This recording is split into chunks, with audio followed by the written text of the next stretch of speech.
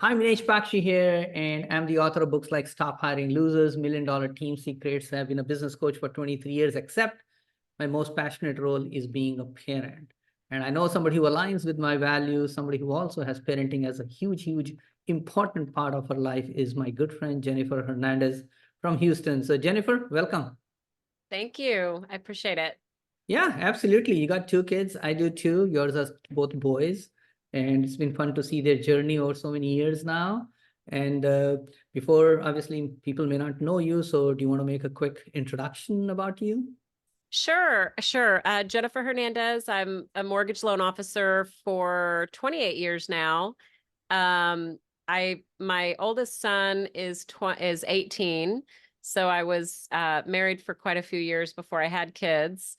And then my youngest is 13. So two boys, 18 and 13 currently, and married to Fernando for 25 years. So we've had some longevity there. And I've known Minesh. In fact, I met you the year that I had Pablo, because that's when I first started to be in the course. So that was 2010-ish when I started to know you. And so you've watched the growth. You've watched the growth. Absolutely. So appreciate your friendship. Yeah. Yeah. And you are such a fantastic person. You have such a well rounded life that you are just an excellent role model for people watching, listening in a number of ways. And I think we can cover a few things here in a short time together with us. And by the way, congratulations on publishing your book, Big Hug, Big Cuss, Big Hugs, Oh, Big thank Kisses. you. Yeah. Big hug, big kiss. Yeah, well, Big hug, big kiss, Minesh. thank you. I like I it. show up in the children's, it's a business book, but I show up in the children's section because there's all kind of hug and kiss. But the book Aha. is about, the subtitle is How I Became a Referral Magnet, and you can too. So big hug, big kiss to everybody, and leads keep pouring in. We got 2 hot leads this morning just sitting here, You and are the phone doing just miraculous rings. work when people are struggling. So keep Well, up it's the an good easy work. read. So if anyone's looking for how to just consistently build a referral based business, it's a perfect quick read. So Absolutely. It's available on Amazon, both as a Kindle and as a print copy. So either yes, way, you can get that for yourself or for people in your life. And it'll be a great stocking stuffer at this time of the year, in my opinion. thank you. Good. So in your case, obviously, I don't know all the details of if you had any challenges, but in my case, for example, my wife was sick for a couple of in a couple of weeks after getting married.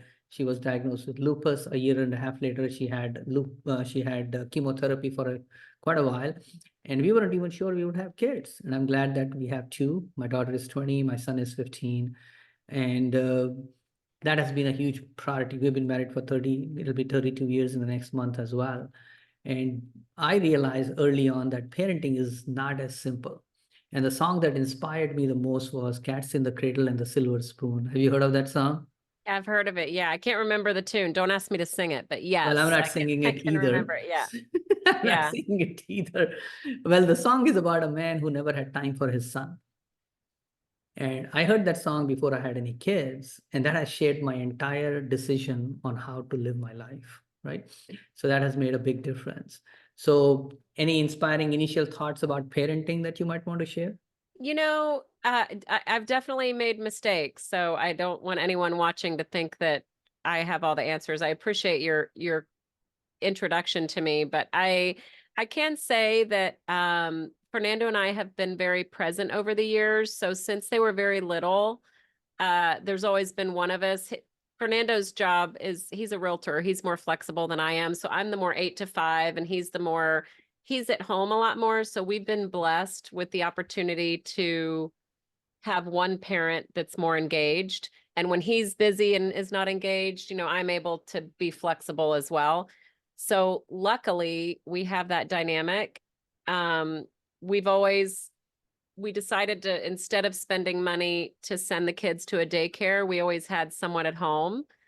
So we've had a constant, in fact, I've had my nanny slash now it's Jennifer's nanny um, for 13 years, the same one since Pablo was born. So just having that consistency and that help at home, if people can afford it, I know that it's a challenge because it's money, but I would say that's actually one of our secrets to parenting success, because we don't I don't have to worry about cleaning the house and I mean, I have to worry about cleaning up after myself. Don't get me wrong, but like, I'm just able to really, I was able to come home after a long, 50-hour week or 55 and really not worry about my house being a mess or knowing that everything is taken care of. Does that make sense? So that really has helped Fernando and I be able to just concentrate on parenting and not worrying about, oh my God, cleaning and the bathrooms and the this and the patio. And, it's just too much.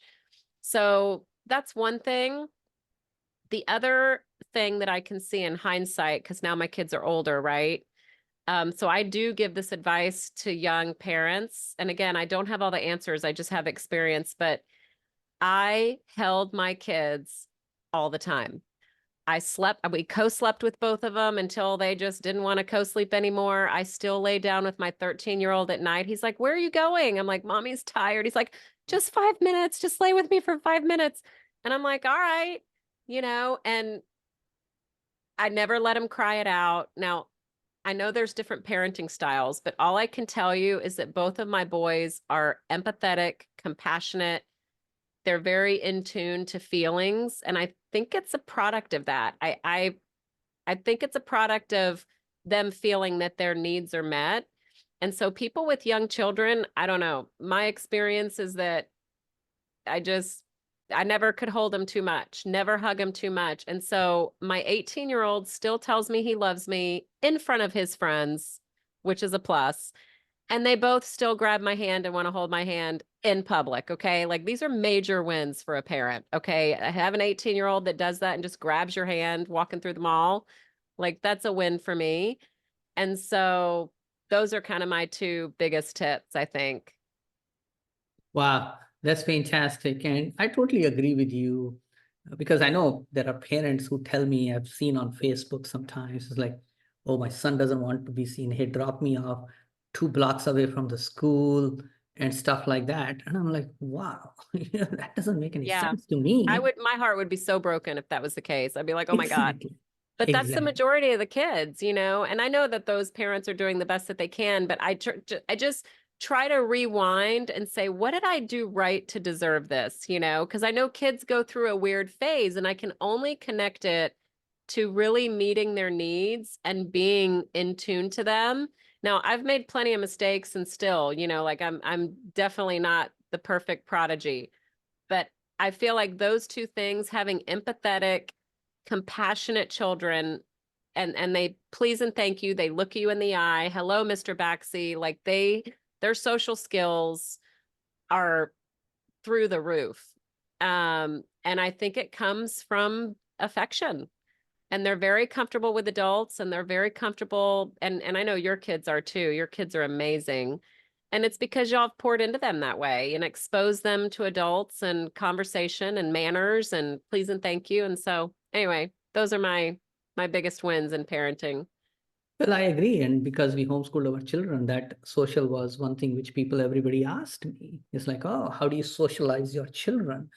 And their opinion and my opinions are not the same anyway. But my daughter, she's active right now in Toastmaster, and last Friday, Saturday, she was the narrator of the nativity scenes at a church, and it's a huge ground, so they have actual areas. So the truck goes from place to place to place to place, and my 20-year-old daughter was the narrator, like 30 minutes narration for 4 hours, or something like that.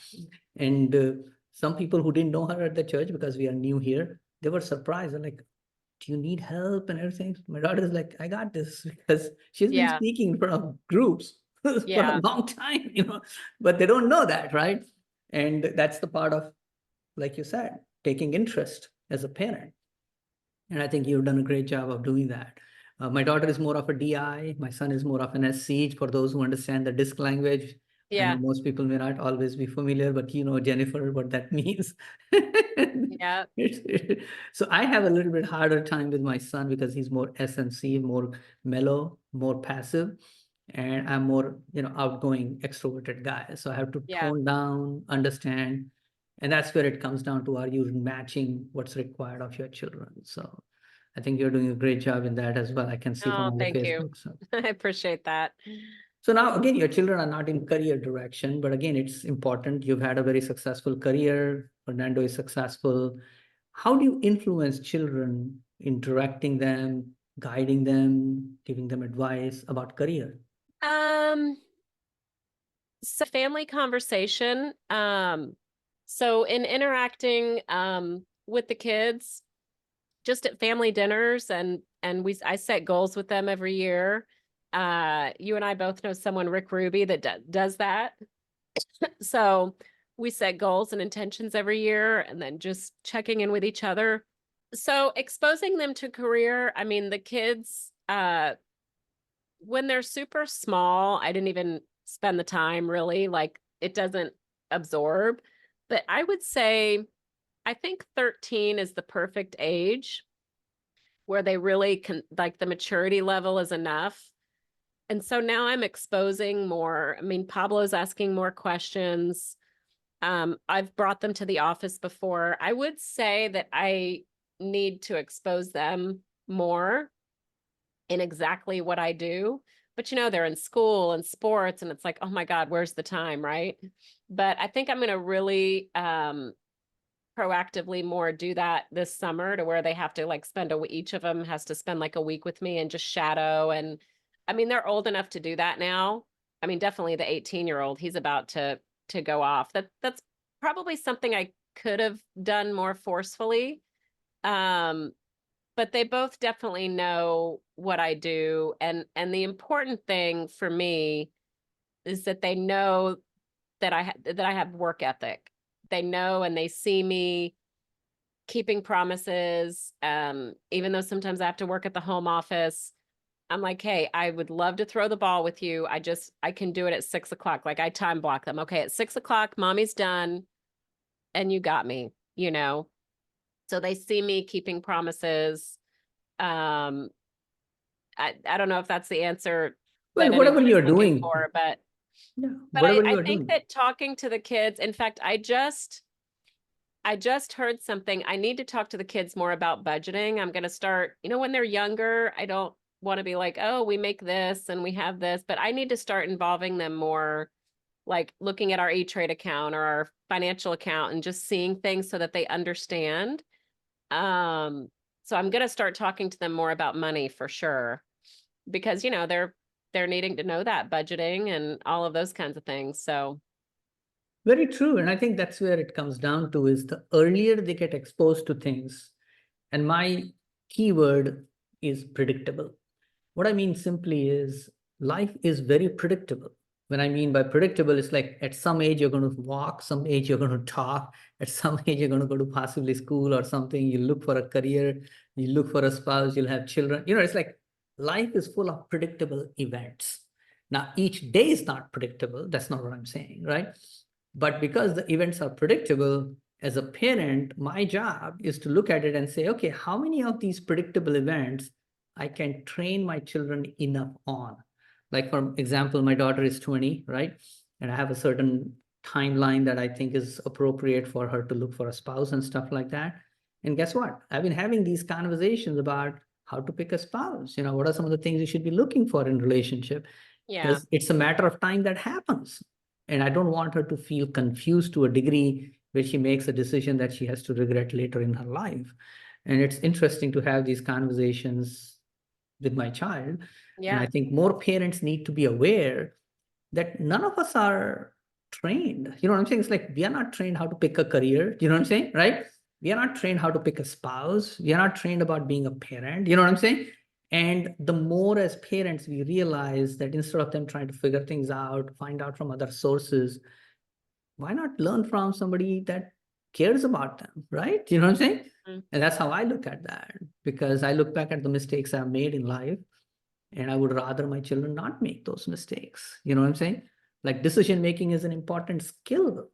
It starts with yeah. I courage, think I you think know. what you're saying, and what I agree with, is that you and I both, like, we create conversation. Like there's no topic that's off limits. We talk to the kids, and they both will ask us questions about whatever topic, right? And sometimes on some of the boys stuff, I'm like, hey, Fernando, it's your turn. But they're very comfortable with coming to us for questions. So even some things that have been some hard things, like admitting some things that they've done, or sometimes we found out, sometimes it's like, oh yeah, I forgot to tell you I skipped that class. And I'm like, what? I'm like, the truth will come out eventually. I mean, I would have eventually busted you, so you might as well tell me now. But Well, they're good kids. So all I can trace it back to, like I said before, is lots of hugging, lots of support when they were younger so that they feel safe with us. well, and also you are a present parent, right? You know what I'm saying? And I've known you, obviously. I've known the standards you hold yourself up to and the type of people you surround yourself with, the activities, charities, and everything else you support in your community. And obviously having them aware of the world we live in. I mean, I know personally from seeing everything that you've done is you're doing a great job. But most important, I think the key part is you are there very involved and engaged as a parent. And I think that's the theme that you have, which is similar to my theme as well. It's like, hey, Yeah. don't be an absent parent, right? You Yeah. matter, your thoughts matter, what you do matters. And even small things will add up down the road. I mean, Yeah. that's what. So, as we wrap up the conversation, what other thoughts, ideas you have that maybe I didn't ask you about? Maybe you want to share something that would empower parents that they would feel like, yeah, I can do this. This is a role which is important enough that I should focus on. So you mean in the parenting as far Mhm. as Overall. so I think what's really important is the structure, and those are some areas where sometimes I've fallen short. Um, where I feel like I could always step it up is, make sure that, especially as they get older and they're, baseball and cheer and all these different sports, having some sacred times, like, okay, like once they can drive, right? Like, hey, Sunday night, no matter what, don't make plans with your friends. We're having dinner, to have some sacred things, some sacred structure in the week as far as when you do certain things. That's number one. Because it gets really hard it seems like between when they're like 13 and 18, it's like there's no 5 nights a week dinner. Like there's just not. Um, so I would say that um I one of the things that I regret is I wasn't as forceful with like their PlayStation time or social media. Like sometimes I just forget. I'm like, oh my God, I got to turn off the Wi-Fi upstairs, and I know there's technology to help me with that and all that kind of stuff. But I also, to some degree, need them to be able to manage it on their own when they're not with me, especially the 18-year-old. I'm like, in a year, you're not going to be here. I'm not going to be able to control your phone. So I think I was a little more lackadaisical in that area that I wish I could turn the clock backwards. So stick to your guns. Um, but I think one thing that I do think I've done well is I do like to hear them out. Like I like to hear what they're thinking. I'm the opposite of my husband. My husband likes to just say, this is the way it is, and this is what I said, and that's it. He's the disciplinarian, okay? I actually like to hear what they're thinking, and I like to actually tell them why it's this way. So Fernando thinks I explain too much, and I think he explains too little. So finding that balance, he's definitely the bad cop, okay, which I'm okay with. There needs to be one, okay? I don't know if are you or Kimberly the bad cop? Who's the hardest one? Me, Oh, are I'm very you? strict. Oh my gosh. Well, I'm not. And so they come to me crying, "Oh, why is daddy so mean?" I'm like, "I can't help you." The only answer when he gets that way is yes, sir, no, sir. I don't understand, sir. You should know that by now. So you're on your own. Whatever daddy says, and I guess that's one other thing with parents, something that I've actually learned from my husband, because his parents, who've been married 55 years, are this way. Very rarely do we do not argue in front of them, as far as like behind the scenes. I'll let him have my husband have it about blah, whatever. But in front of them, having a united front and me supporting his whatever he's dishing out to them and vice versa, we're pretty consistent about that. I think that's really important because the kids will try to play you one against the other. Like they just will. That's just human nature. They will tell you that dad said it's okay. And I will always call dad to double confirm. And the kids are like, do you not believe me? I'm like, oh, I believe you. I just have to confirm with daddy because that's the way it is. This is just the way that it is. So I would say consistency in the united front, because parents do have different parenting styles, which is necessary. I think there's good to, like, the kids know they come to me for hug and kiss, and they know that daddy is more strict. Like, they just know. Just the way that it is. So having that united front and that balance, because the kids need both, right? They need the carrot and the stick.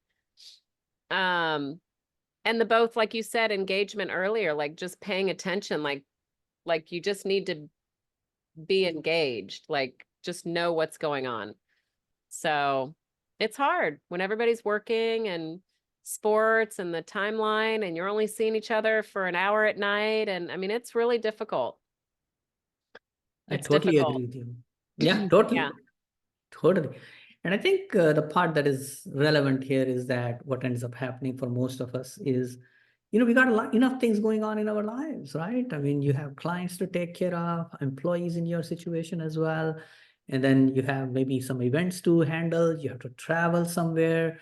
So there are a lot of demands on you and your energy, and to be able to have enough of it available for parenting as well is definitely a challenge. I mean, we all have that. Looking back, I could have done a lot of things differently, which all of us feel like that.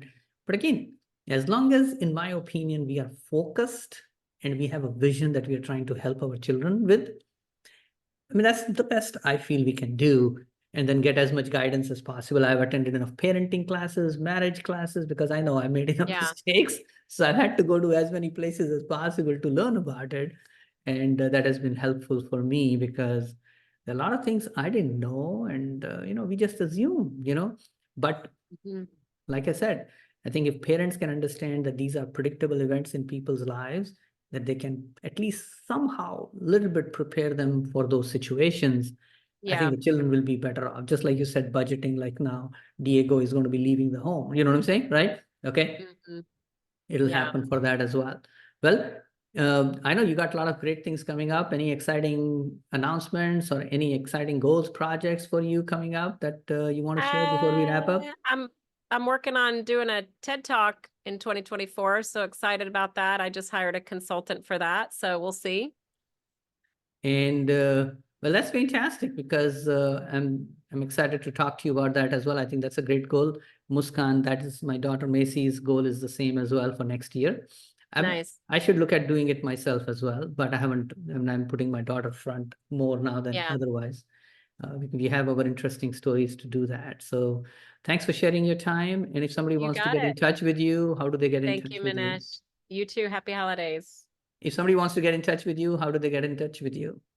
Just all my websites and social media is Loan with Jen, LOANWITHJEN. They could just go there everywhere. Well, thank you. Merry Christmas. Happy holidays. Thank you.